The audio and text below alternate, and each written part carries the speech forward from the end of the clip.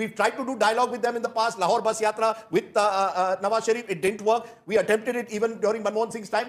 It didn't work. But we need a permanent solution. No, so the permanent solution is not going to come unless we discuss the real issues. We need to discuss terror with Pakistan, and at some stage, we will have to address our own issues within Jammu and Kashmir. No, and, you know, at some stage, we will have to address Pakistan-occupied Kashmir. Not only taking back Pakistan-occupied Kashmir. There is no how question. are we going to take back Pakistan-occupied Kashmir? We have two options. Either we agree on the present LOC as an international border, No, which was put on the table, which I think is a potential solution. Are you telling me we will walk into POK tomorrow and Pakistan will give up POK? Tomorrow? Is that what you're suggesting? Civilizational state? Rajdeep Sardesai जो कि हमेशा ही किसी न किसी बात को लेकर किसी न किसी ऐसा स्टेटमेंट को दे देते हैं जिसकी वजह से वो हमेशा ट्रेंड पे हो जाते हैं।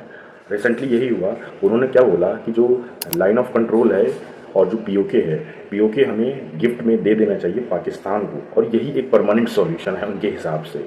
ठीक है, तो अगर इसको एक एग्जांपल से समझने की कोशिश करें तो उनके हिसाब से ये है कि अगर आपका घर है और आपका एक पड़ोसी है, अगर आपका पड़ोसी ये कहता है कि आपका जो बरामदा है, आपका जो आंगन है, वो तुम्हारे हिस्से में नहीं आता है, वो मेरे हिस्से में आता है, तो आपको अपने पड़ोसी को अपना आंगन, अपना कमरा, जो कितना वो मांगे, जितना वो मांग रहा है, वो उतना आपको दे देना चाहिए।